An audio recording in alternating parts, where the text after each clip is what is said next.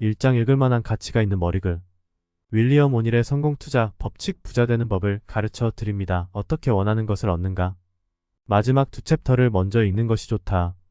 리스크 관리에 대한 내용인데 대부분 투자자는 좋은 주식을 고르는데 성공하지만 언제 손절을 해야 할지 언제 익절해야 할지 모른다. 주식을 오래 하면 무엇을 사느냐보다는 언제 사느냐와 어떻게 사고 파느냐가 훨씬 더 중요하다는 것을 깨닫게 된다. 나쁜 포지션에서 신속하게 빠져나왔다면 짜증이 아니라 만족감을 느껴야 한다. 챔피언은 체육관에서 만들어지지 않는다. 챔피언은 내면 깊은 곳에 있는 어떤 것 즉 욕망과 꿈 그리고 비전에서 만들어진다. 마이너스 무하마드 알리 마이너스. 주식은 도박이야 주식은 위험해 이런 말에 설득당하지 마라. 주식에서 초고 수익을 올릴 수 없다고 말하는 이유는 그들이 한 번도 그런 수익을 올려본 적이 없고 그래서 가능하다고 상상할 수 없기 때문이다. 그러니 할 수 없을 거라는 말에 설득당하지 마라. 나는 시장에서 투자하는 법을 배우고 성공적으로 거래하면 금전적인 자유보다 중요하게는 개인적인 자유라는 꿈을 이룰 수 있음을 알았다. 낙관론자들도 옳다. 비관론자들도 옳다. 어느 쪽이 될지는 당신이 선택할 문제다. 나는 30년 동안 트레이딩을 하면서 리스크 우선 접근법이 가장 잘 맞다는 사실을 발견했다. 성과가 아니라 엄청나게 차이가 나는 초고수익을 달성하게 해주었다. 또한 이 접근법은 가장 필요할 때 더없이 귀중한 가치를 증명했다. 먼저 자신에게 투자해라. 대다수의 사람은 단기적으로 이룰 수 있는 것을 과대평가하고 장기적으로 이룰 수 있는 것을 과소평가하는 경향이 있기 때문이다. 그들은 자신이 헌신했다고 생각하지만 난관에 부딪히면 의욕을 잃거나 포기한다. 관심과 헌신의 차이는 포기하지 않겠다는 의지에 있다. 진정으로 어떤 것에 헌신하면 성공은 당연하다. 일주일에 70, 80시간씩 공부하며 다음날 해 뜰 때까지 차트와 재무자료를 보곤 했다. 성과가 나오지 않았지만 꾸준히 공부했다. 성공한 매매뿐 아니라 더 중요하게는 실패했던 매매를 분석했다. 획득한 지식과 직접적인 경험은 주식 투자와 삶에서 최고의 도구가 될 것이다. 나는 돈에 신경 쓰지 않고 최고의 트레이더가 되는데 집중했고 마침내 성공을 이뤘다. 돈은 그 다음에 따라왔다. 뛰어나지 않아도 시작할 수 있지만 뛰어나려면 시작해야 한다. 흠잡을 데 없이 아무것도 하지 않는 것보다 불완전하더라도 뭔가를 하는 것이 낫다고 한다. 지식 꿈 열정을 갖는 것으로는 충분하지 않다. 아는 것으로 무엇을 하느냐가 중요하다. 부자가 되지 않더라도 열정을 느끼는 일을 하면 행복하다.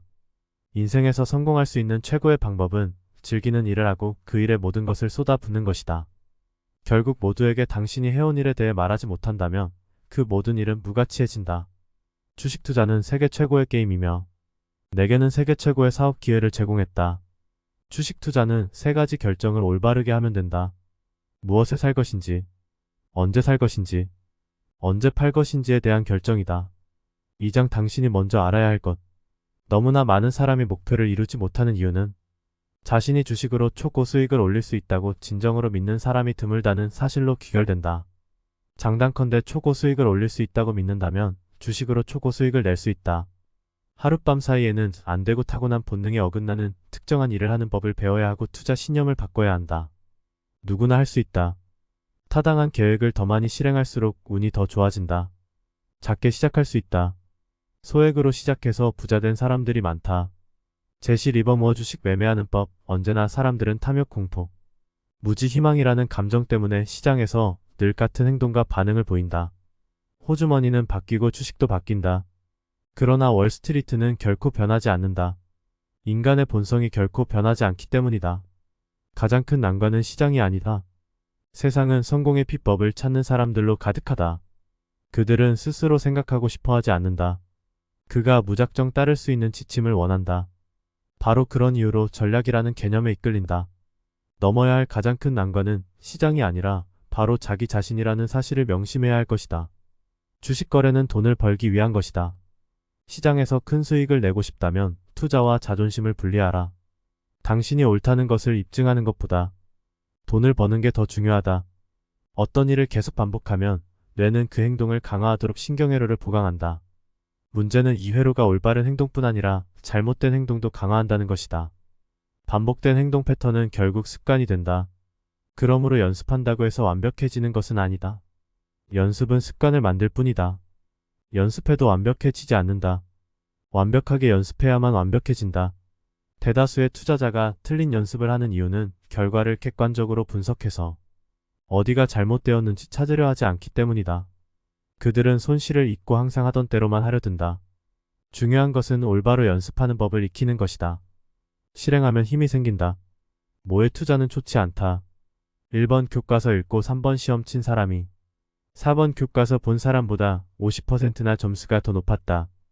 진짜 돈을 벌려면 진짜 거래를 해야 하기 때문이다. 주식 투자는 사업이다. 대개 투자자는 주식 투자를 취미처럼 대하는데 본업이 있기 때문이다. 하지만 만약 당신이 주식 투자를 사업처럼 여긴다면 사업과 같은 보상을 얻을 수 있을 것이다. 반대로 당신이 주식 투자를 취미로 대하면 취미 같은 보상을 얻을 것이다. 취미로는 돈을 벌 수 없다. 오히려 돈이 든다.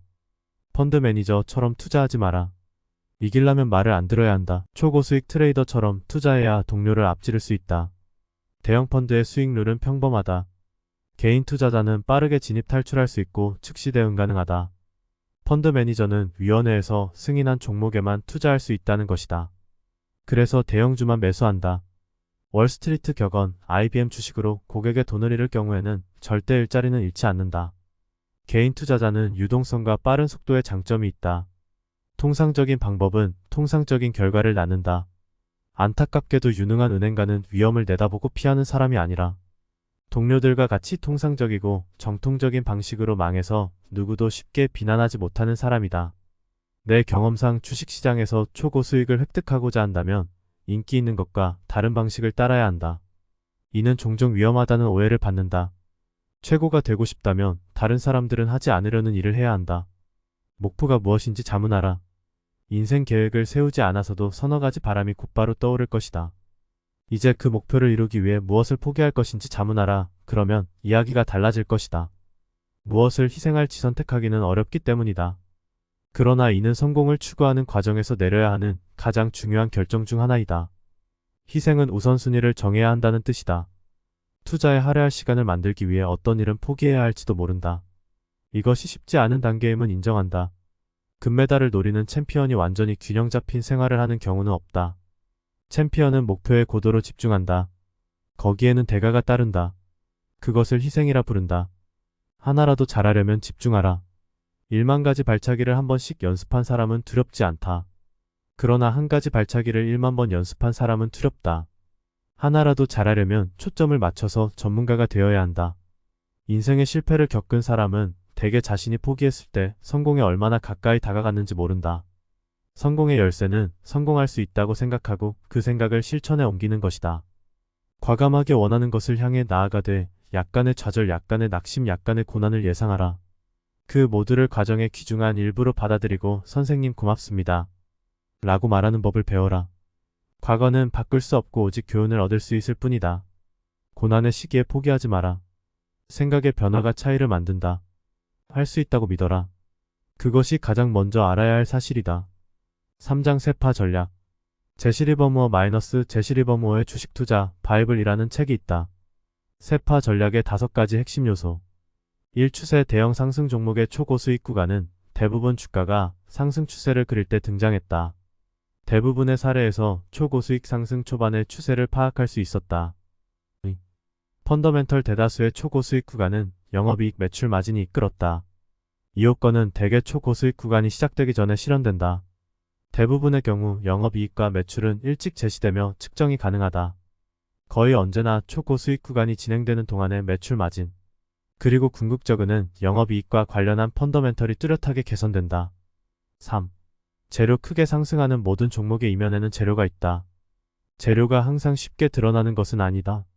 그러나 기업의 이야기를 조금만 조사해보면 초고수익 잠재력을 지닌 종목에 대한 팁을 얻을 수 있다. 매출에서 의미 있는 부분을 차지하는 인기 신제품은 주가의 초고수익 구간을 촉발할 불씨를 제공할지도 모른다.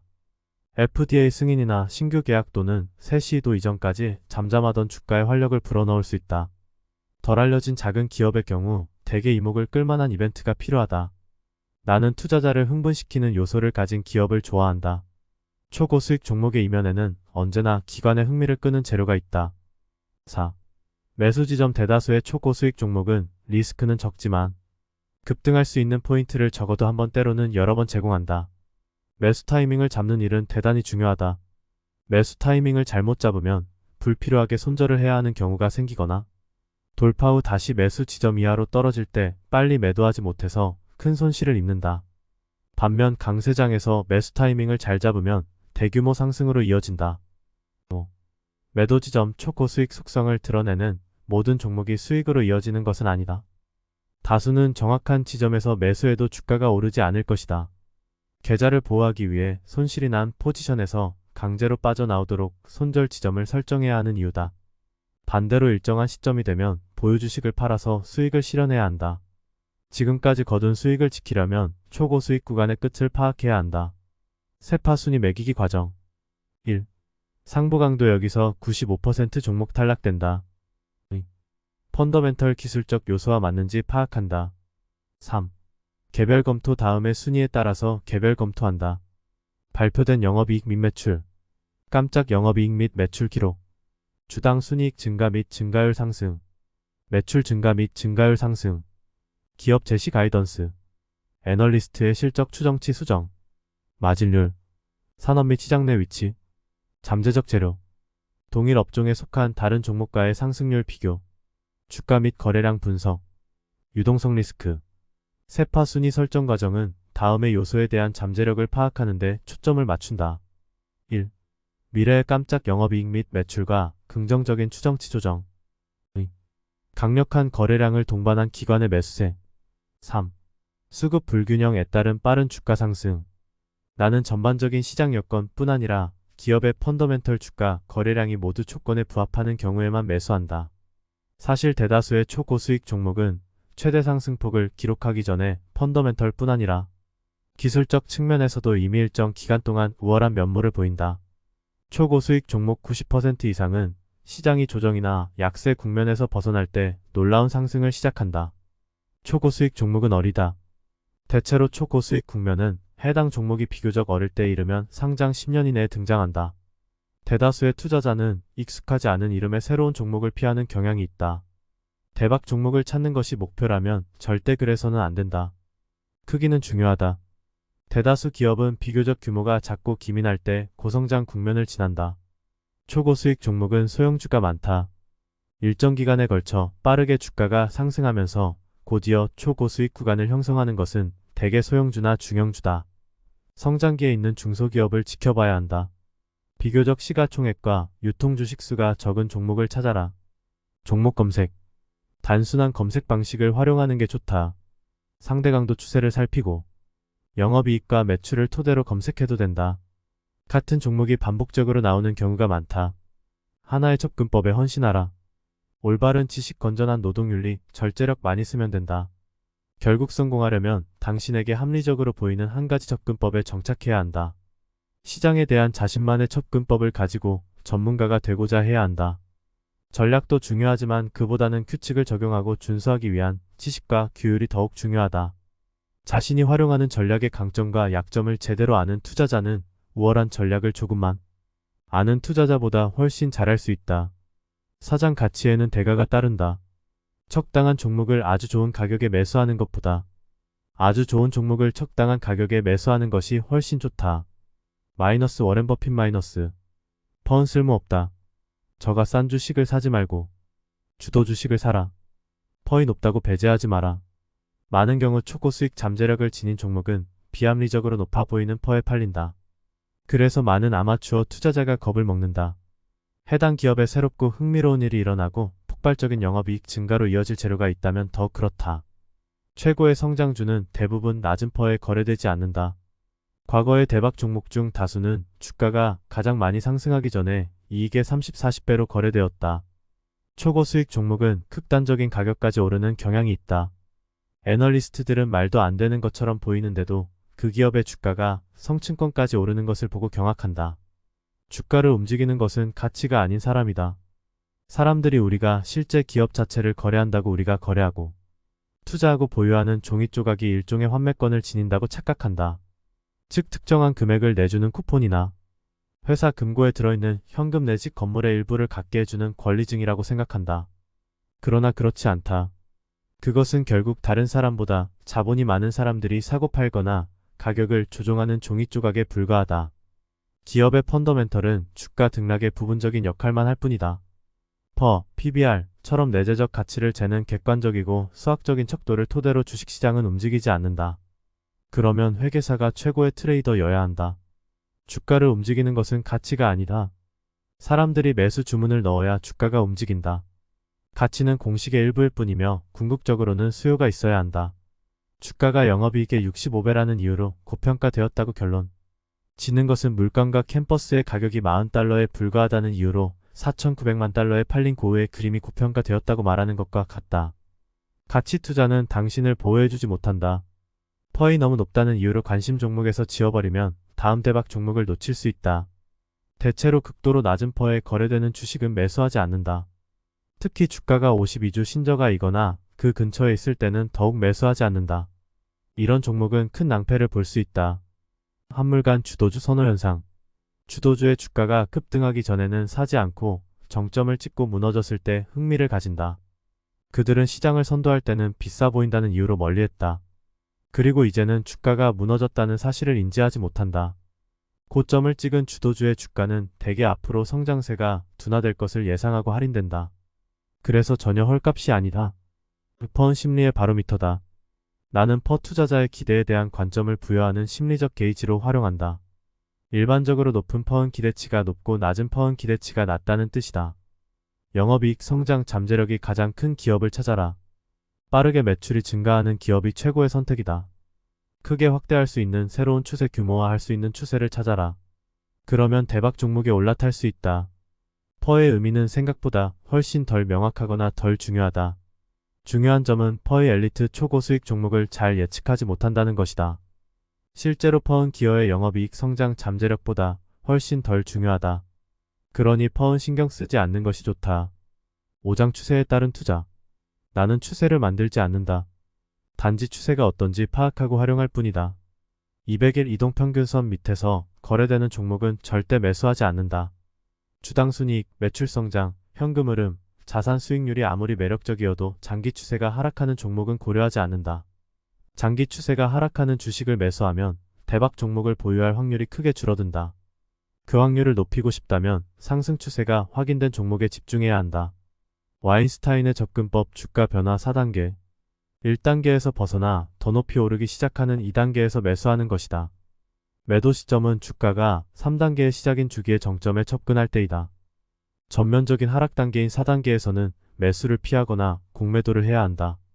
와인스타인의 저서 강세장과 약세장에서 모두 수익을 내는 비법이라는 책이 있다. 내가 최대 상승 종목을 분석하며 발견한 사실은 2단계에 있을 때 가장 많이 상승한다는 것이다.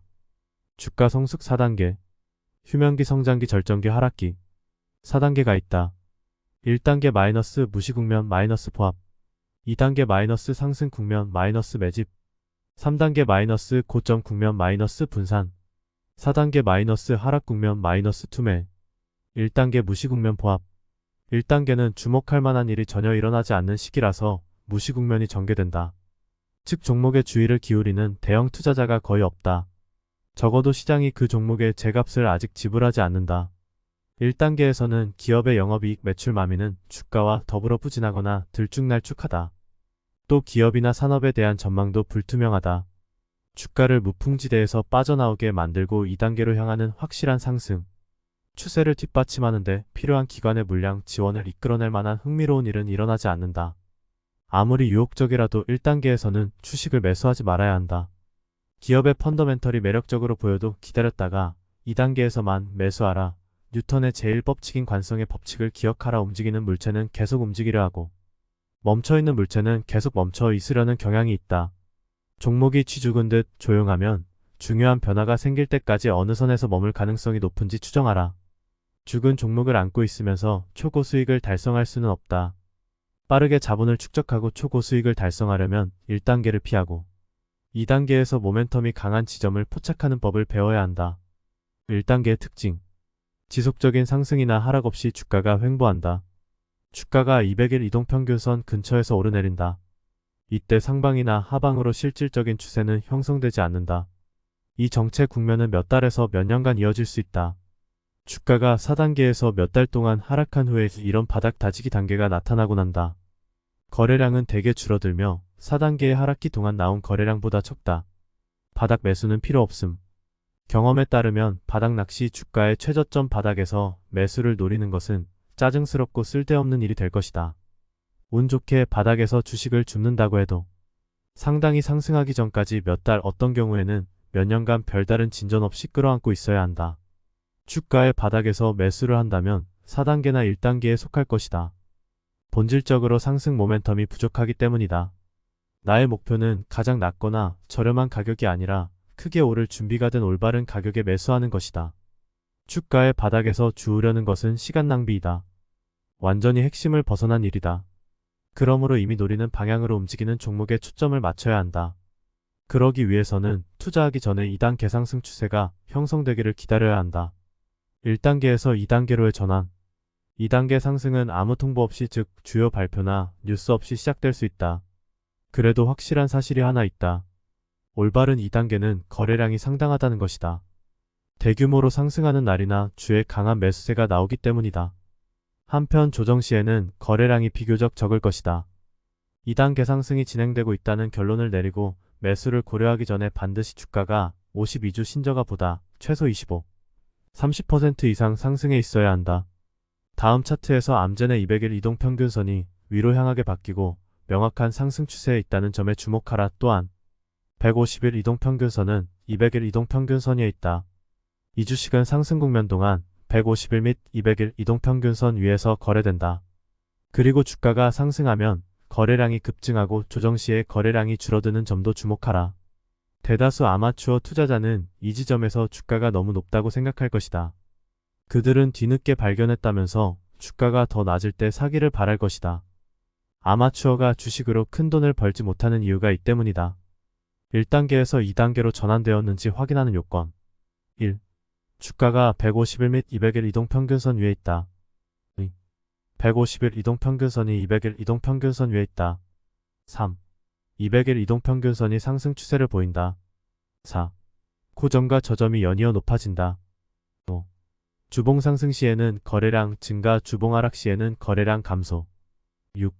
거래량을 수반한 상승 주봉이 거래량을 수반한 하락 주봉보다 많다. 2단계 상승 국면 매집.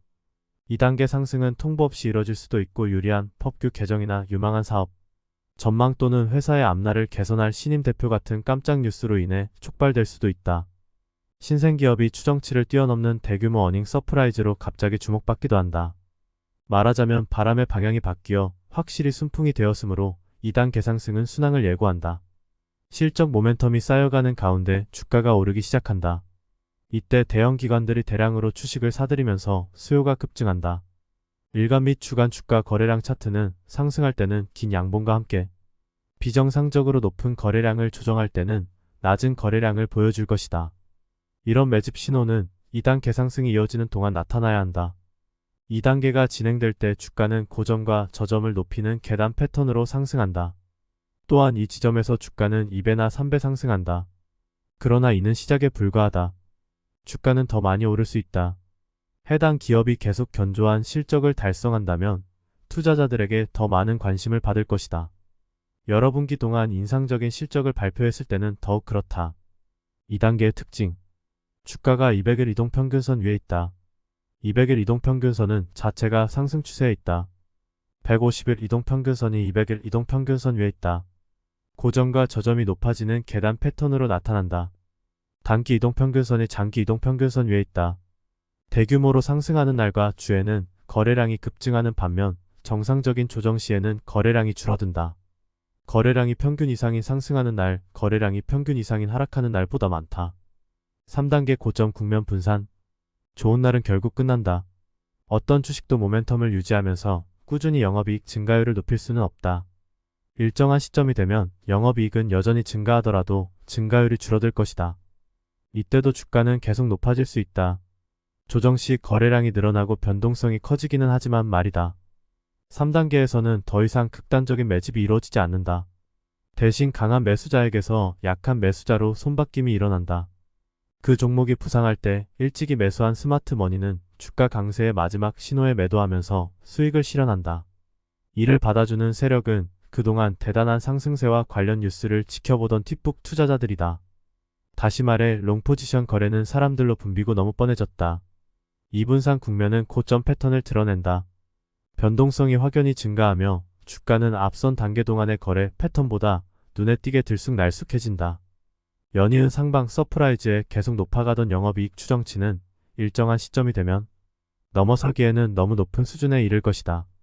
어떤 기업도 영업이익 추정치를 영원히 넘어설 수는 없다. 일정한 시점에 이르면 주당 순이익 모멘텀이 느려지기 시작할 것이다. 그런 변화를 예상한 주가는 실제 실적 이벤트 전보다 낮게 거래되거나 여러 분기 동안 영업이익 증가 속도가 느려지다가 결국엔 무너질 것이다. 3단계의 특징. 주가가 이전보다 넓고 느슨한 폭으로 오르내리면서 변동성이 증가한다. 주가가 더 상승하면서 전반적인 가격 패턴은 2단계와 비슷할 수 있다. 그러나 주가 움직임이 훨씬 들쭉날쭉해진다. 대개 거래량이 증가하면서 주가가 급락한다. 이때 2단계 상승이 시작된 이후 최대 1일 하락폭을 기록하는 경우가 많다. 주간 차트에서도 상승이 시작된 이후 최대 하락폭을 기록할 수 있다. 이런 주가 급락은 대부분 거래량을 동반한다. 주가가 200일 이동평균선 아래로 내려갈 수 있다. 200일 이동평균선 주위에서 가격 변동성이 심해지는 경우가 흔하다. 3단계에 속하는 주식은 고점을 찍는 동안 200일 이동평균선에서 여러 번 상하로 튀기 때문이다. 200일 이동평균선은 상방 모멘텀을 잃고 평탄해지다가 하락 추세로 바뀐다. 4단계 하락 국면 투매. 모멘텀을 잃고 영업이익 증가율이 하락하는 기업에게 어느 시점에 마이너스 서프라이즈가 찾아온다. 가령 영업이익 추정치를 달성하지 못하거나 그런 영업이익을 예고하여 월스트리트 애널리스트들이 추정치를 낮춘다. 특정 산업에 속한 종목의 경우 이는 재고를 통해 미리 알려진다. 창고에 쌓여가는 완제품이나 소매품은 시장에서 수요가 하락하고 경쟁이 심해지고 있음을 반영한다. 이에 따라 기업의 성장 잠재력이 훼손된다. 상승 추세 이후 고점 국면에 들어선 주가는 전면적인 4단계 하락 추세로 바뀐다. 4단계 동안 영업이익 모형은 대개 하향 조정되고 그에 따라 매도 압력이 더욱 강해진다. 4단계는 매도가 완전히 소전되고 그 종목이 다시 무시 국면에 들어설 때까지 오랜 기간 이어질 수 있다. 주가가 침체되면서 1단계가 재개되고 그 기업이 다시 성장, 궤도에 올라서서 견조한 이익을 내기까지 오랜 시간이 걸릴 수 있다. 때로 수년간 1단계에 머물 수도 있다. 어떤 경우에는 기업이 파산하기도 한다. 4단계는 근본적으로 주가와 거래량 측면에서 2단계와 반대다. 즉 하락일에는 거래량이 많고 상승일에는 거래량이 적다. 4단계에 속한 종목은 절대 사지 말아야 한다. 4단계의 특징. 대다수 가격 변동은 200일 이동평균선 아래에서 이뤄진다. 3단계에서 평탄해지거나 하락 추세로 돌아선 200일 이동평균선은 이제 확실한 하락 추세를 보인다. 주가는 52주 신저가 또는 그 근처에 있다. 주가 패턴은 저점과 고점이 낮아지는 계단식 하락으로 나타난다. 단기 이동평균선은 장기 이동평균선 아래에 있다. 거래량은 대규모로 하락하는 날에 급등하는 반면 반등하는 날에는 줄어든다. 거래량이 평균 이상인 하락하는 날이 거래량이 평균 이상인 상승하는 날보다 많다. 2단계에 참여해야 한다. 2단계를 짚어내는 방법. 매수를 하는 모든 종목에 템플레이트를 적용한다. 정량적 기준이다. 나는 트렌드 템플레이트 요건을 충족하지 못하는 종목은 매수를 고려하지 않는다. 트렌드 템플레이트 1. 현주가가 150일 이동평균선 및 200일 이동평균선 위에 있다. 2. 150일 이동평균선이 200일 이동평균선 위에 있다. 3. 200일 이동평균선이 적어도 한개월 동안 대부분의 경우 45개월이 바람직한 상승 추세에 있다. 4. 50일 이동평균선이 150일 이동평균선 및 200일 이동평균선 위에 있다. 5. 현주가가 50일 이동평균선 위에 있다. 6. 현주가가 52주 신저가보다 최소한 30% 위에 있다. 7.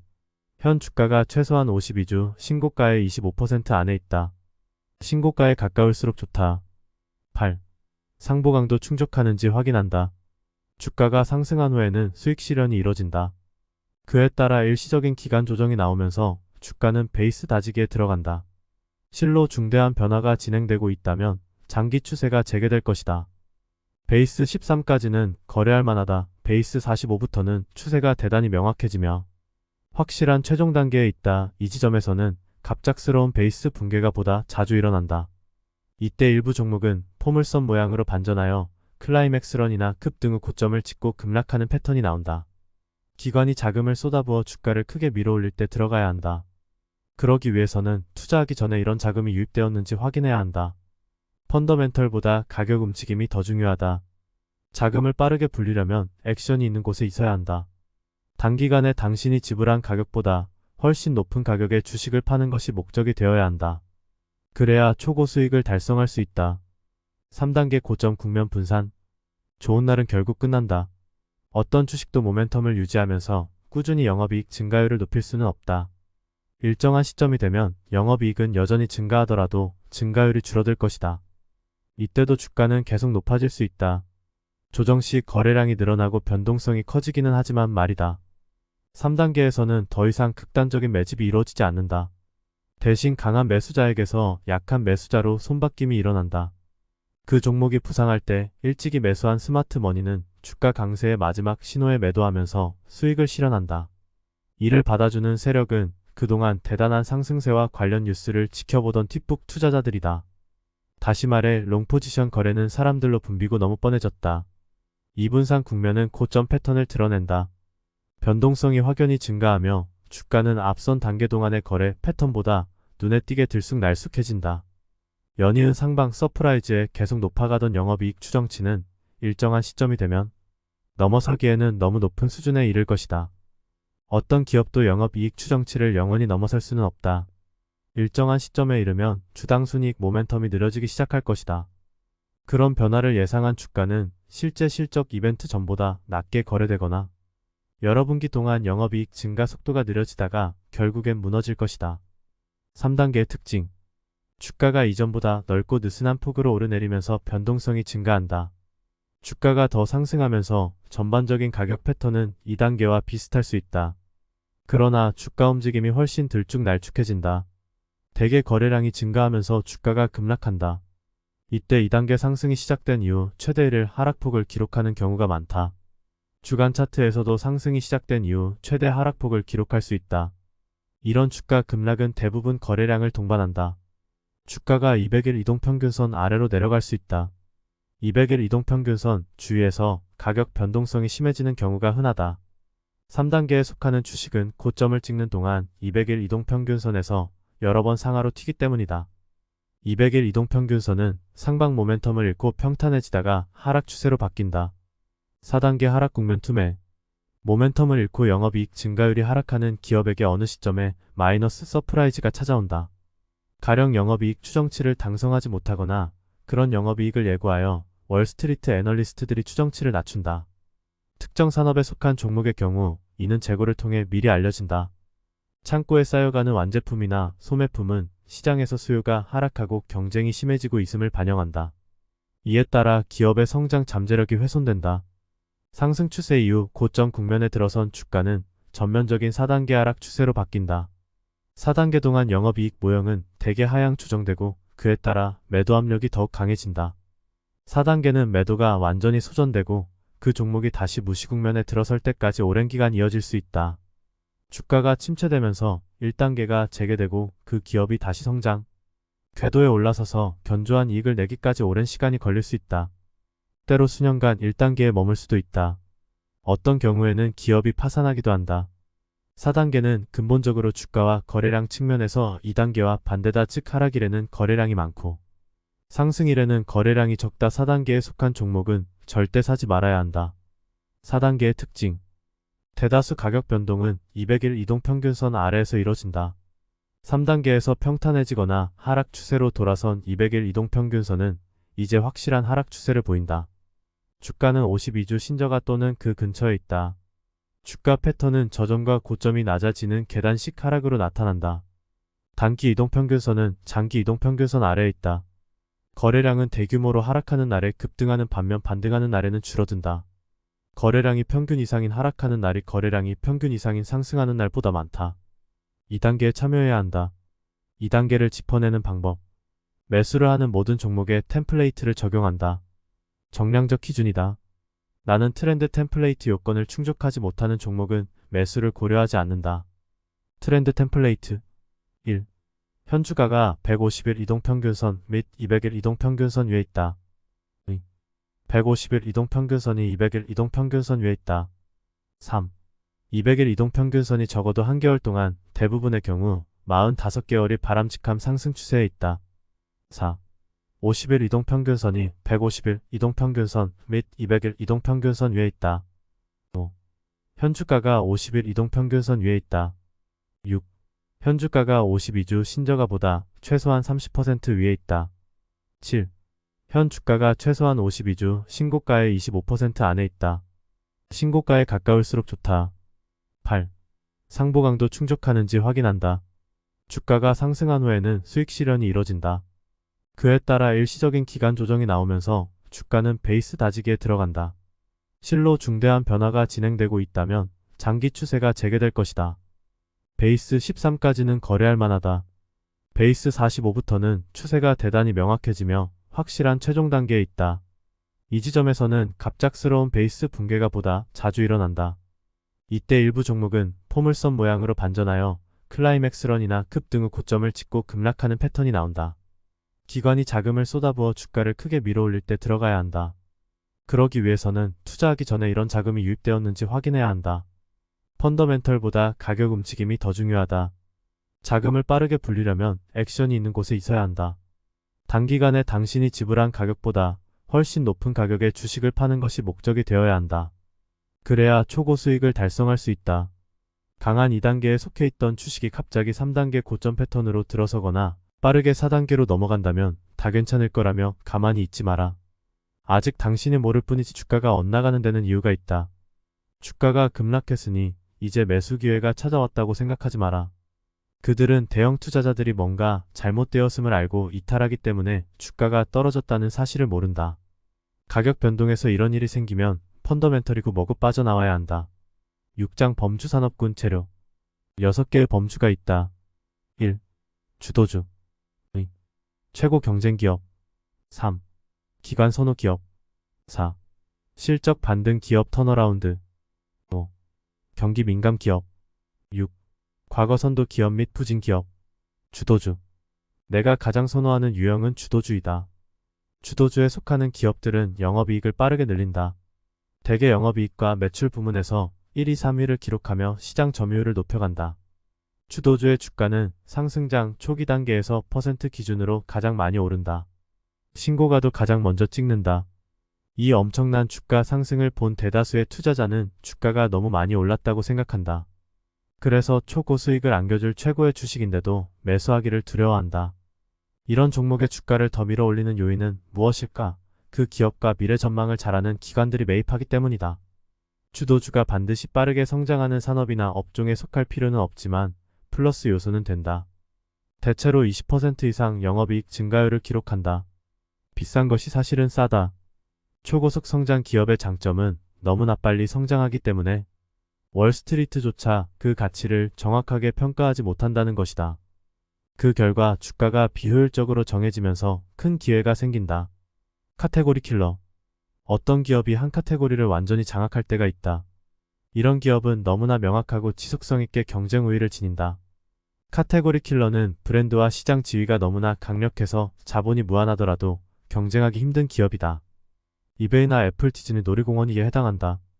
쿠키 커터 콘셉트. 어떤 기업이 한 매장에서 성공적인 영업 방식을 만든 후 이를 전국 또는 전 세계의 쇼핑몰과 매장을 통해 계속 복제하는 것을 쿠키 커터라고 한다. 최고 경쟁 기업 경쟁 상황을 주시하라. 언제나 한 산업군에 속한 2위 내지 3위 주식을 관찰하라. 주도주의 경쟁자는 아주 좋은 투자 기회를 제공할 수 있다. 영업이익, 매출 마진, 상대적 가격 강도 측면에서 해당 산업군의 정상에 있는 기업들에 집중해야 한다. 해당 산업군이 강세장을 선도할 때는 더욱 그렇다. 부진 종목을 멀리하라. 싸다는 이유로 넘어가지 마라. 종목의 머티플이 높고 낮은 데는 언제나 이유가 있다. 많은 경우 실제로는 비싼 주도주가 싸고 싸 보이는 부진 종목이 비싸다. 나도 선도 산업군에 속한 최고 종목들은 그 산업군이나 업종이 화랑이라는 사실이 분명해지기 전에 상승하는 경우가 많다. 는 사실을 발견했다. 그래서 종목에 초점을 맞추고 뒤이어 그 산업군을 살핀다. 영업이익과 매출이 가장 좋고 신고가에 가장 가깝고 시장에 비해 지수 대비 상대 강도가 높은 종목이 거기에 해당한다. 이를 통해 진정한 주도주를 찾을 수 있다. 주도주가 재채기를 하면 해당 산업군은 감기에 걸린다. 부동산 입지가 중요하다 하면 주식은 영업이익이 중요하다. 영업이익 추정치를 넘어서는 어닝 서프라이즈 기업을 찾아라. 어닝 서프라이즈가 크면 클수록 좋다. 바퀴벌레 효과. 바퀴벌레 효과란 바퀴벌레처럼 하나가 보이면 다른 것도 있을 가능성이 높다는 것이다. 한 기업이 추정치보다 훨씬 나은 분기 실적을 발표하면 다른 기업들도 그럴 가능성이 높다. 영업이익 추정치를 달성하지 못한 기업은 뒤은 분기에도 실망스러운 실적을 내고 난다. 이처럼 어닝 서프라이즈는 지속적인 영향을 미친다. 따라서 추정치를 넘어서는 기업에 초점을 맞추고 마이너스 어닝 서프라이즈를 기록하는 기업을 피하라. 실적 종목을 고를 때는 현 영업이익이 대단히 견조해야 한다. 연 12%씩 성장하다가 갑자기 40~100% 성장하는 기업은 매우 유망하다. 대폭 상승 이후 수익 실현 또는 뉴스의 주가가 급락하는 경우는 드물지 않다. 그러나 초고수익 종목은 반등하여 다시금 상승한다. 진정한 초고수익 종목이라면 상승분 전체를 되돌리는 대규모 급락은 절대 나오지 말아야 한다. 기업은 그냥 잘하는 것이 아니라 애널리스트가 말하는 것보다 잘해야 한다. 누구도 경영진 초차 12년 후 회사가 얼마를 벌지 또는 성장률이 어떨지 정확하게 예측할 수 없다. 재고가 매출보다 훨씬 빨리 늘어나는 것은 매출 악화나 미래 수요에 대한 경영진의 오판 또는 둘 다를 의미한다. 코드 33. 영업이익, 매출, 마진 증가율이 3분기 동안 상승하는 것을 말한다. 이렇게 나오면 아주 좋다. 시장의 많은 지표들이 과매수 신호를 보냄에도 불구하고 당신이 선정한 주도주들이 끊임없이 상승한다면 이를 강세 신호로 볼 수 있다. 랠리가 진짜인지 판단하려면 상승일에는 거래량이 증가하고 하락일이나 조정기간에는 거래량이 줄어야 한다. 보다 중요하게는 주도주들을 분석하여 타당하고 매수 가능한 베이스에서 벗어나는 질을 확인해야 한다.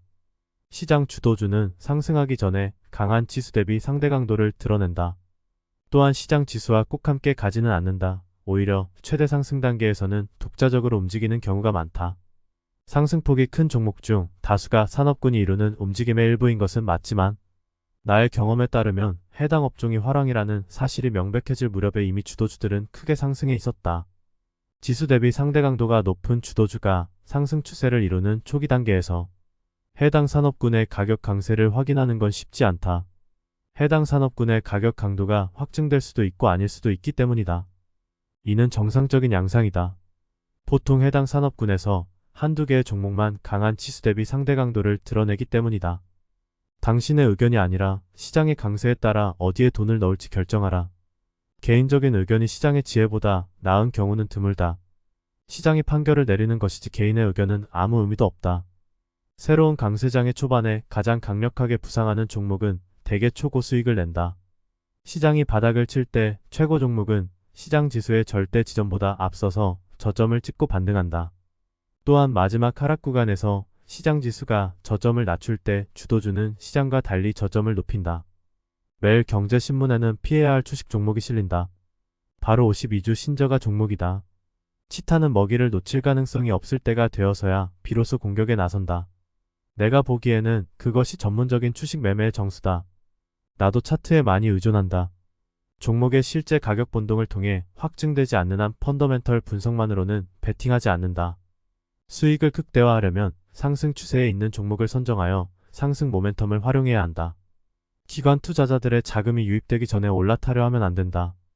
그보다 상승 모멘텀이 계속해서 증가하고 매수 시 실패할 확률이 상대적으로 낮은 구간을 찾아야 한다. 나는 진입 타이밍을 잡을 때 이전 상승 추세의 맥락 안에서 상승이 잠시 멈추거나 쉬어가는 보합 구간을 찾는다. 나는 절대 장기 추세를 거스르지 않으며 2단계 상승 추세에서 롱 포지션을 4단계 하락 포지션엔 숏 포지션을 잡으려고 노력한다. 장기 추세가 상방이 아니라면 그 주식은 매수 종목으로 적합하지 않다. 추세는 당신의 친구다. 그러나 맞서려 들면 추세는 최악의 적이 된다. 주가가 장기적 하락 추세에 있으면 매수를 고려하지도 마라. 내가 꾸준히 따르고 실행하는 하나의 공통된 원칙 또는 성배가 있다면 바로 변동성 축소라는 개념이다. 나는 모든 거래에서 이 핵심 특성을 살핀다. 사실상 모든 건설적인 가격 구조의 공통적인 특징은 베이스의 특정 영역에서 변동성이 축소되는 동시에 거래량도 크게 줄어든다는 것이다. 주가가 상승하고 변동성 축소를 밀집으로 겪고 나서 다시 올라갈 수 있고 변동성이 축소될 때 거래량 역시 줄어야 한다. 그리고 거래량이 터질 때 고점을 돌파할 때 진입해야 한다. 왜 신고가 부근에서 매수해야 할까? 52주 신저가 근처에 있는 주식은 기껏해야 매물대를 처리해야 하며 상방 모멘텀이 부족하다. 신고가를 찍은 주식은 맞서 싸울 매물대가 없다. 나는 60% 이상 조정받은 종목은 매수하지 않는다. 그 정도의 하락은 심각한 문제가 있는 경우가 많다. 대부분의 건설적인 진입구도는 10-35% 정도만 조정된다. 가격이 크게 상승한 일이나 주의 거래량은 증가하고 정상적인 조정 기간에는 거래량이 감소했다면 건설적인 신호이다. 모든 정확한 피벗 시점에서는 거래량이 줄어드는데 최소한 하루는 거래량이 평균 이하로 감소하는 것을 확인해야 한다. 거래량이 거의 말라버리거나 베이스가 시작한 이후로 가장 낮은 거래량을 보이는 경우가 흔하다. 실제로 마지막 축소 시 거래량은 50일 평균보다 적어야 하며 이틀이나 하루 정도는 거래량이 극도로 적어야 한다. 대형주의 경우에는 이런 일이 생기지 않는다. 그러나 일부 중소형주는 거래량이 마른다. 많은 투자자들은 이를 유동성 부족으로 보고 우려하지만 주가가 크게 상승하기 직전에 이런 일이 일어난다. 왜 그럴까? 거래량 감소는 시장에 나오는 매도 물량이 없다는 뜻이기 때문이다. 매도 물량이 거의 없는 상태에서는 소규모 매수세도 주가를 아주 빠르게 밀어올릴 수 있다. 피봇 지점을 넘을 때까지 항상 기다려라. 피봇 지점이 조밀하다면 일찍 들어가는데 따른 실질적인 이득이 없다. 불필요한 리스크를 감수할 뿐이다. 주가가 피봇 지점을 돌파하여 가치를 증명하게 하라. 때로 주가가 피봇 지점을 돌파했다가 다시 반락하여 고점 아래에서 마감하는 경우가 있다. 나는 이를 스쿼트라 부른다. 나는 이런 일이 생길 때 바로 재매수하지는 않으며 적어도 하루나 이틀 정도 기다리면서 반락 회복하는지를 살핀다. 특히 강세장에서는 이렇게 여지를 두는 것이 좋다. 그림에서 보면 손절선이 일반적인 박스권 하단에 손절선이 위치한 게 아니라 박스권의 중간에 손절선이 위치한다는 특이점이 있긴 하네. 돌파 실패 여부는 어떻게 알까? 주가가 피봇 구간을 돌파하면 실패 신호를 살펴라. 돌파가 실패하면 빠르게 베이스가 붕괴될 수 있다. 돌파에 성공한 후 주가는 20일 이동평균선을 지켜야 하며 대부분의 경우 그 밑에서 마감하지 말아야 한다. 또한 패턴 일폭 등락폭이 커지면 안 된다. 오르는 것은 좋지만 심하게 오르내리는 것은 좋지 않다. 조정이나 스쿼트가 나오더라도 거래가 실패할 것이라고 무조건 결론 짓지 말고 주가가 회복할 기회를 줘라. 조정이 나와도 20일 이동평균선 위에서 버티면서 스쿼트하면 다음날이나 며칠 안에 주가를 회복한다. 그러나 주가가 손절선을 건드리면 발을 뺀 후 재평가해야 한다. 주식을 매수한 후 다음의 신호를 살펴야 한다. 1. 상승 초기에 거래량이 며칠 동안 증가해야 한다. 2. 주가는 대개 저항 없이 며칠 동안 상승해야 한다. 3. 정상 반응이 일어난다. 이때 거래량은 초기 추세가 형성되는 동안보다 줄어들며 주가는 상승 추세가 주춤할 수 있다. 4. 정상 반응이 나온 후 며칠 또는 12주 안에 거래량이 다시 늘어나고 주가의 상승 추세는 재개되어야 한다. 정상적인 반응과 테니스공 액션. 어떤 주식이 건설적인 보합 구간에서 벗어나면서 적절한 피봇 지점을 돌파했다고 가정하자. 그러면 어떤 반응을 보이는지 살펴야 할 때다.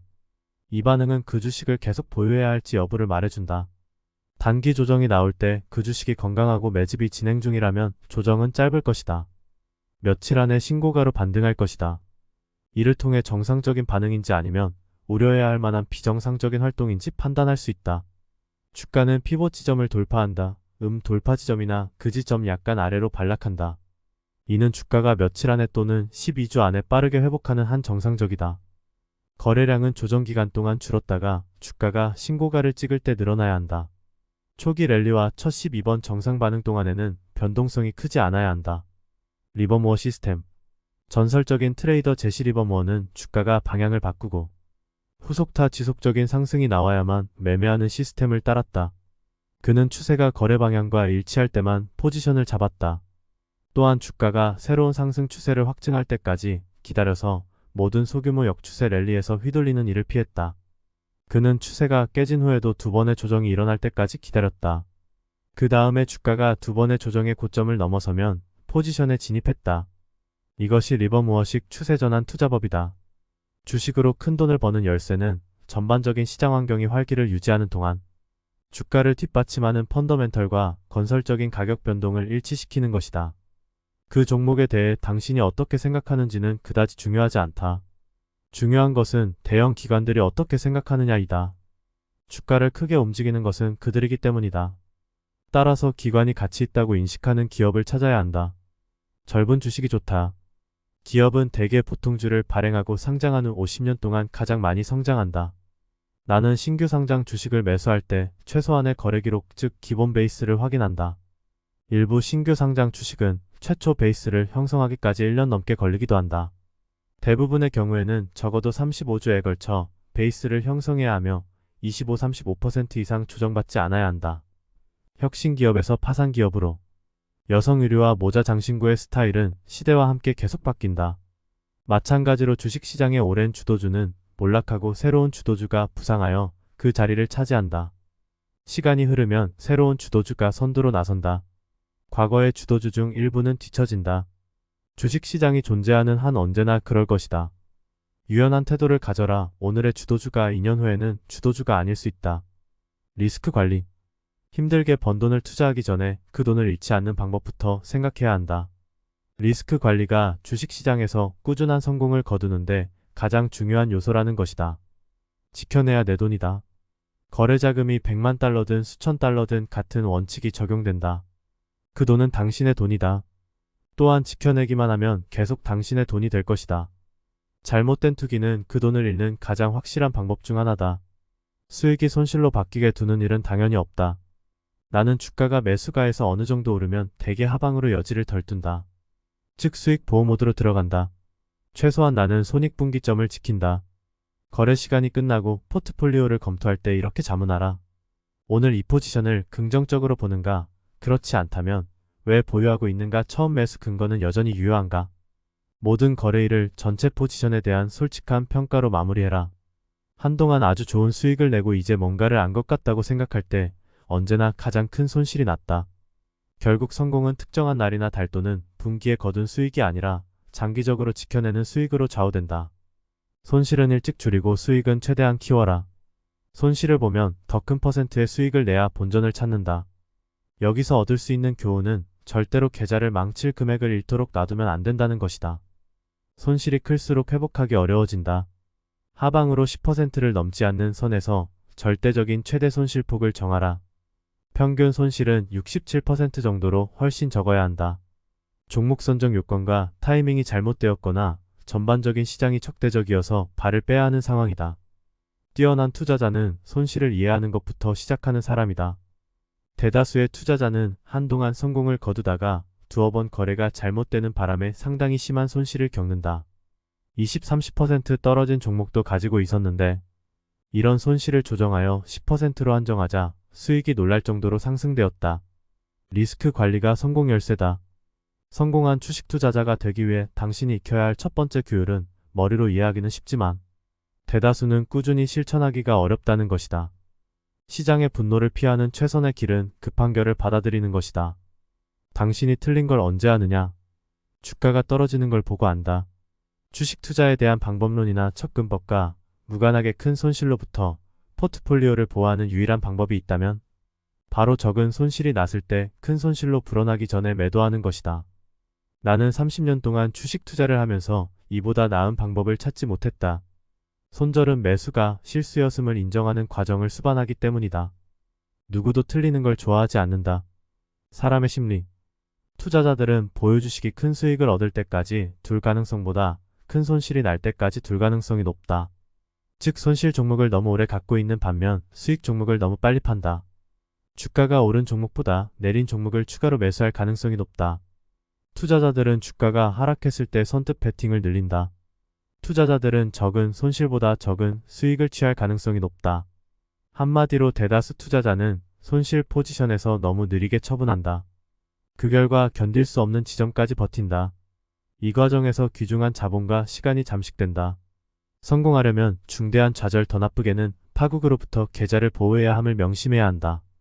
큰 손실을 피하는 것은 단기 투자자로서 큰 수익을 내는데 가장 중요한 요소다. 주가가 얼마나 오를지는 내가 제어할 수 있는 부분이 아니다. 그러나 대부분의 경우 작은 손실을 감수할지 큰 손실을 감수할지는 전적으로 당신의 선택이다.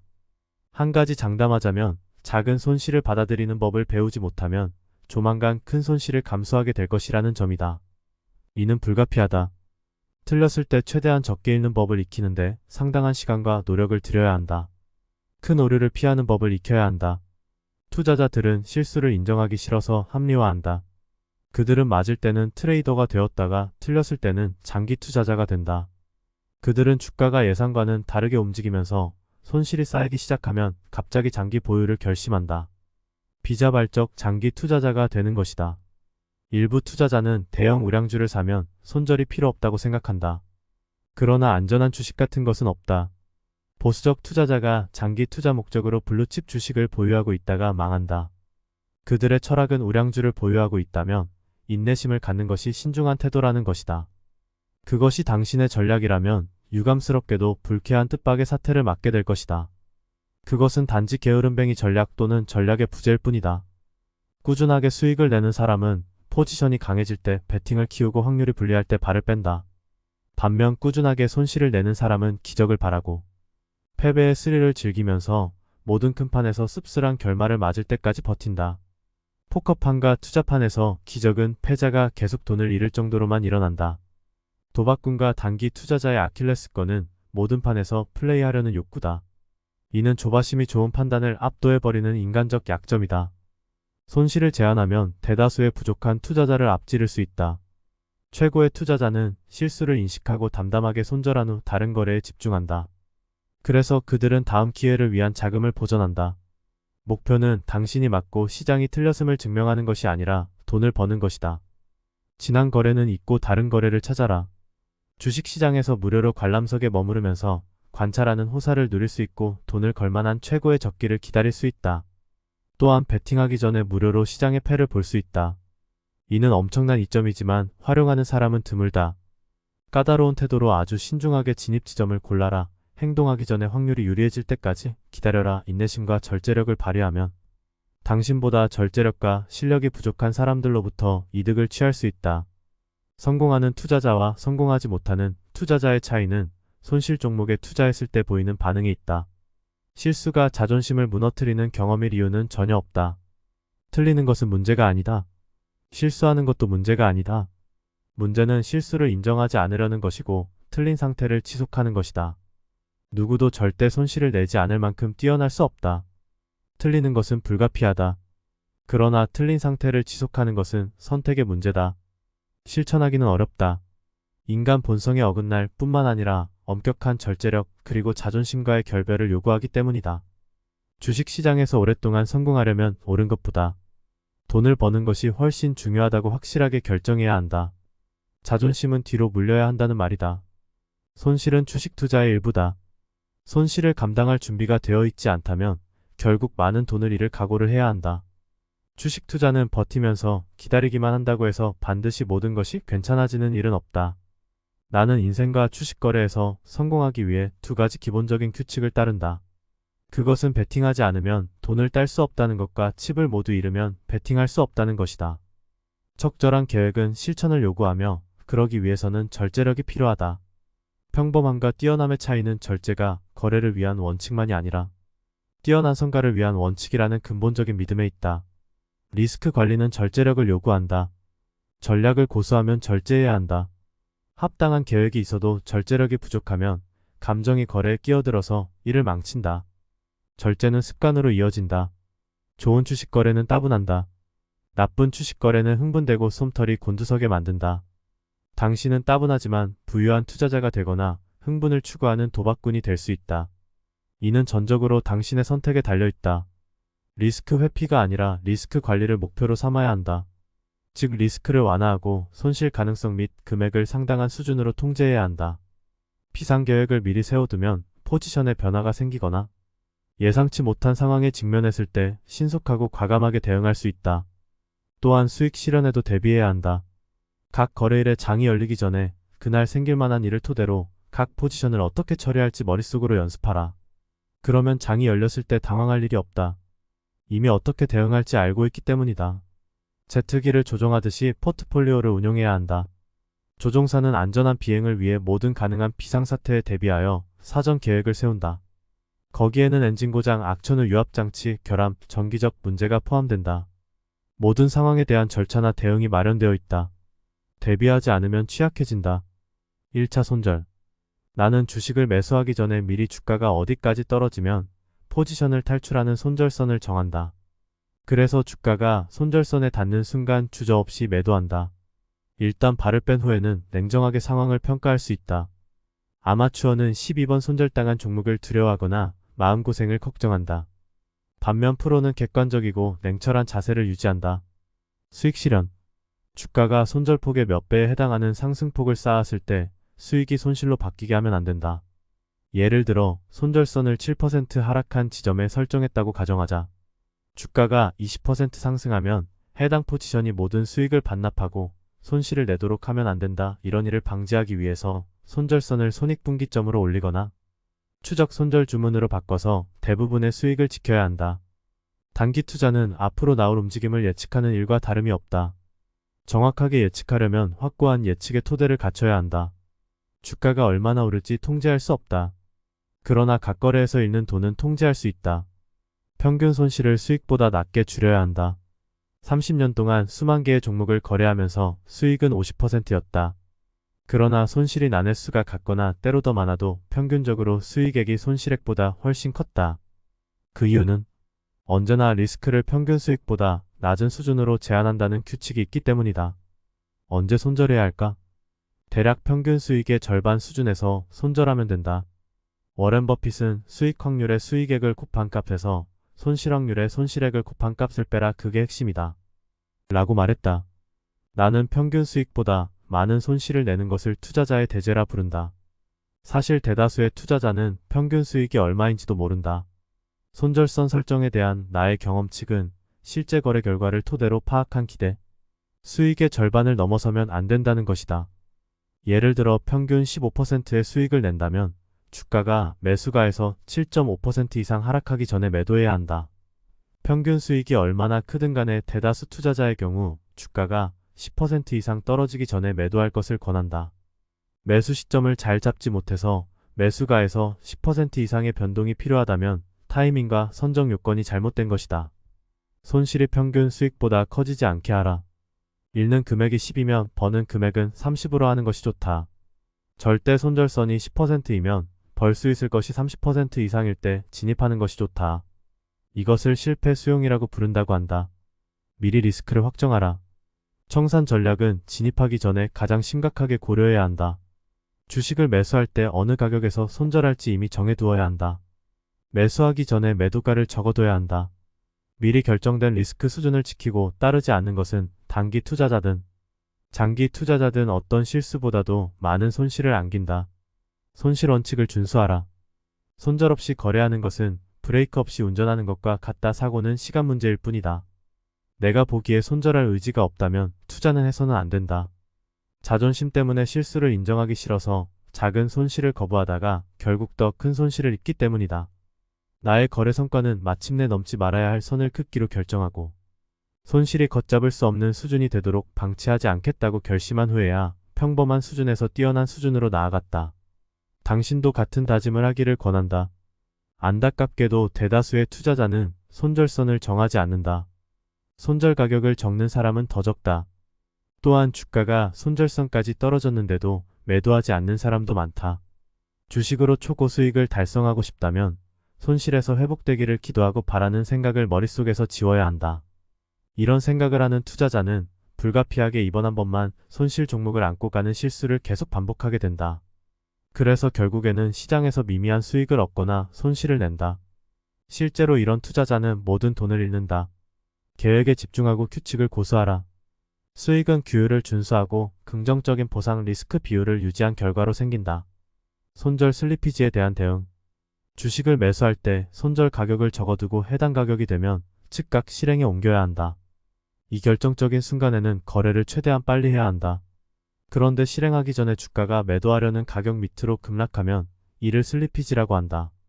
그래도 나의 조언은 즉시 발을 빼라는 것이다. 다음 매수 호가가 얼마든 팔아라. 이런 급락은 경고 신호를 내보내는 것이다. 10%의 손절 걸어놨는데 갭으로 15% 빠져서 그러면 5% 회복하면 팔겠다라고 계획을 세우면 60%까지 빠지는 경우가 있다. 최초의 손실이 최고의 손실이라는 오랜 격언은 진실을 담고 있다. 연속적인 매수 실패에 대처하는 방법. 연이은 매수 실패는 두 가지 문제가 있다. 1. 종목 선정 요건이 잘못되었다. 2. 전반적인 시장 환경이 적대적이다. 비정상적으로 연속적인 매수 실패를 내고 있다면 우선 위험 노출액을 줄여라. 5,000주를 거래하면 2,000주로 줄이고, 그래도 손실이 나면 1,000주로 줄여라. 반으로 줄여라. 그러다가 거래가 잘 되면 늘리면 된다. 사람들은 큰 손실을 내거나 반복적인 타격을 받으면 분노하는 경향이 있다. 그래서 거래 규모를 키워서 빨리 복구하려 든다. 이는 많은 투자자가 저지르는 실수로서 적절한 대처와는 완전히 상반된다. 더 크게 거래하는 것이 아니라 더 작게 거래하라. 거래 규모를 줄이고 현금 비중을 늘려라. 재난을 보장하는 관행.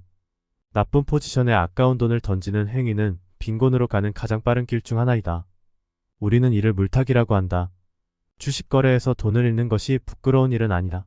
그러나 손실을 끌어안고 있으면서 계속 늘어나게 만들거나 물량을 늘리는 행위는 아마추어들이나 하는 자기 파괴적인 행동이다. 오직 패배자들만 패배주들의 물을 탄다는 사실을 명심하라. 나의 목표는 수월하게 거래하는 것이다.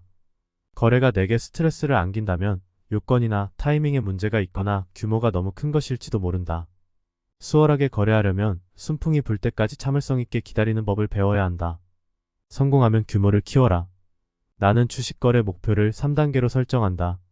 최우선 목표는 자금을 보전하는 것이다.